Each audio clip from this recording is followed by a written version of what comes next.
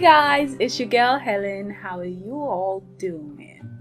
So recently I was reminiscing about how I started this lifelong journey of guitar playing and music, and I just realized that I made a lot of mistakes, and I am still making some of those mistakes and still learning from them. It's just a process of learning, relearning, unlearning over and over. As a beginner, I made a lot of mistakes that if I could go back in time and tell myself, don't do this, these are the things that I'm going to say.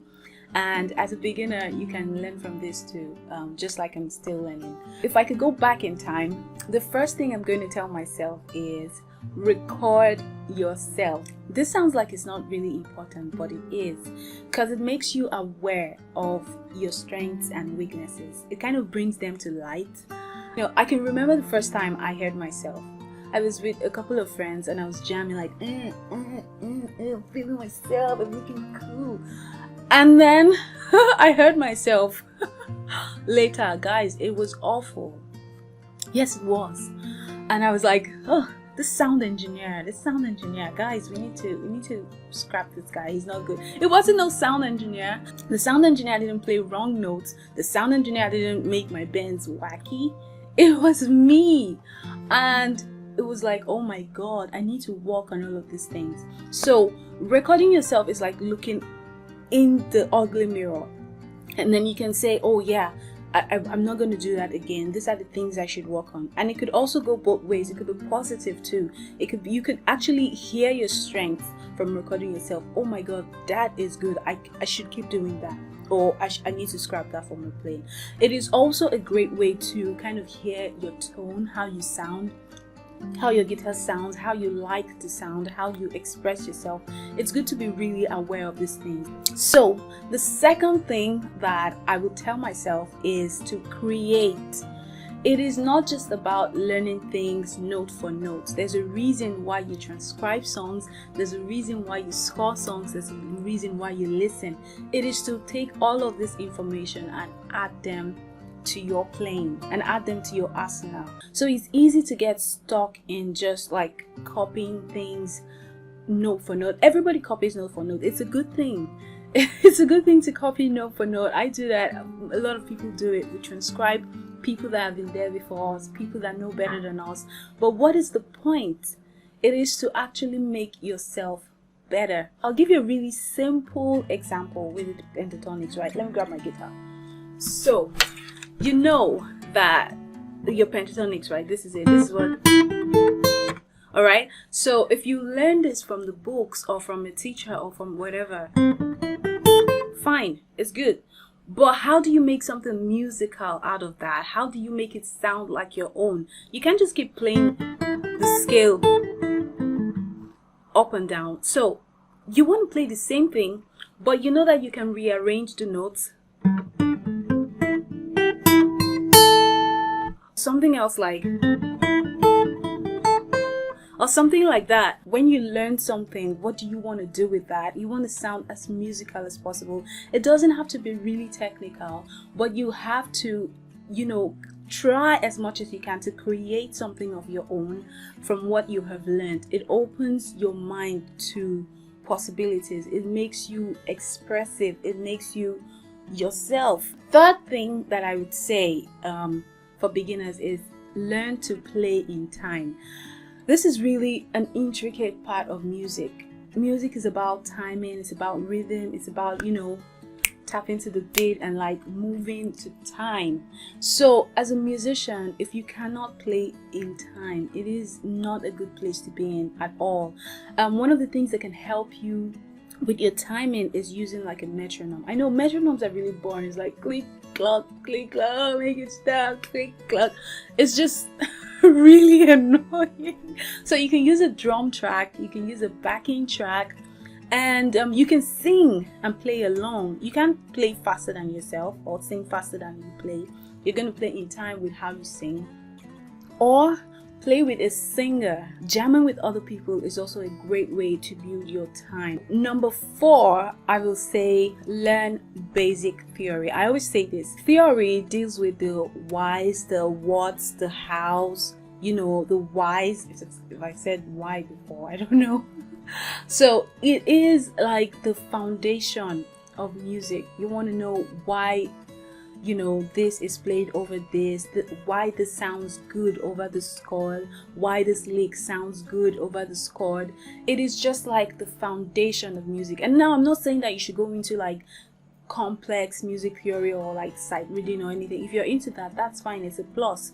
But if not, I'm just saying like basic theory, like the major scale, how it sounds, the minor, how it sounds, the notes and music, you know, just basic things. I know guitarists don't really like theory. I don't really too. It can be boring. It can be like, I don't understand what you're saying. They keep going about major and minor and augmented and diminished. What is this? So I know it can be like that, but just painstakingly try to do it. It will help you. Number 5 for me would be your tone is in your hands. At least most of it. I see beginners get ripped off in music stores over and over again because they're like trying to buy gear that they don't even know anything about. They have not even finished learning the major scale or pentatonics, and they're like, yeah, I want to get a distortion pedal, an overdrive pedal, or whatever. Those things are good. It's like makeup on a woman. She's already beautiful, but she wears makeup to kind of like enhance, embellish the beauty. That is what gear does. Gear just embellishes your clean tone. Overdrive and distortion can really hide a lot of mistakes and your flaws, so you don't even really know that you're lacking in this aspect. I've heard some people play distortion really great, and then when they play clean, it's like just, it doesn't really sound as good. I'm like, is this the same person that just played that? Why does this not sound great? What happens if you get to a gig and your pedal doesn't work or something doesn't work? You still want it to sound great. So first of all, develop that part of you that doesn't need effects for anything. Just play clean for a while, discover your tone, and then when you play with effects, it just embellishes it and make things even better. So number 6 would be learn to play by ear. I know tabs are great. I like tabs. It makes things easy, but sometimes ditch the tabs. Okay, try as much as you can to learn something by ear. I mean, technology has made us really lazy now in this generation. Back then in the 60s, 70s, they didn't have access to the kind of technology we had now. And they went through the hard way, and we still listen to them to date. We still transcribe the song. That's why back then they really had good, solid musicians. Some tabs can even make mistakes, and imagine going out there to play a mistake you learned from the tab. So I urge you to trust your ears. You know, there are really amazing apps right now like Music Speed Changer that helps to like really slow down the music, so you can start from there, slow things down. There's this really great pedal for YouTube I'll be reviewing soon. It's called Vidami pedal, and it just helps you like really slow things down so you can listen and learn by ear, because it's a great way of learning. It builds your musicality. Number 7 for me would be learn full songs. Yeah, a lot of guitarists are guilty of this. I was guilty of this. Riffs are very interesting. They're like, you know, the first part of the song, the first few seconds. So you don't want to be stuck being able to play just the first few seconds, and they're like, okay, yeah, continue with the song, and you're like, I don't know the full song. It is not, it's not a good thing. I've done that before, and you know, I was playing the riff, feeling cool, and then it's like, yeah, continue the song, yeah, great. And I'm like, I was just really struggling. It was embarrassing. And so apart from feeling cool or showing yourself, it's just nice to be able to learn like how the full song goes. Sometimes the riffs are really different from the body of the song. So you want to be able to also learn that too. And it's also good for rhythm. Sometimes if the guitar part plays one thing throughout the song, or just a couple of few things, it's good to like really work on your rhythm, because as a rhythm player sometimes you play just one thing with a couple of fills over and over and over again, like imagine playing that for 4 minutes straight. It builds discipline, it makes you solid. So number 8 will be have fun. It's good to build a rigid routine. It's good to be able to like, oh yeah, I'm going to practice 7 hours a day, I am not going to have fun. But no, sometimes it's good. It's good to like really just noodle, just play whatever comes to mind, have fun. Music is a very fun thing to do. It's about having fun, expressing yourself in the purest way.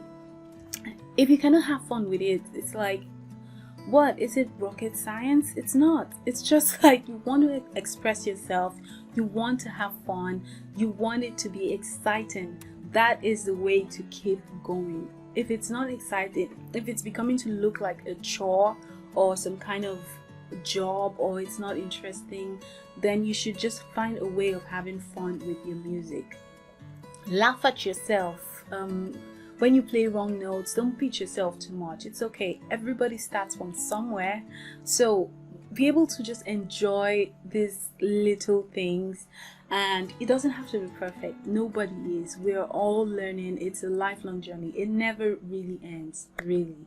It just, every time you pick up your guitar, there's always something new to learn. Slow baby steps, and then you get there and you keep improving. These are some of the things that I will tell myself, and if you're a beginner, you can use these tips in your own playing. Thank you guys for watching, and please don't forget to share and subscribe. You guys have been doing amazing. Thank you so much for your support. I will see you next time. Bye.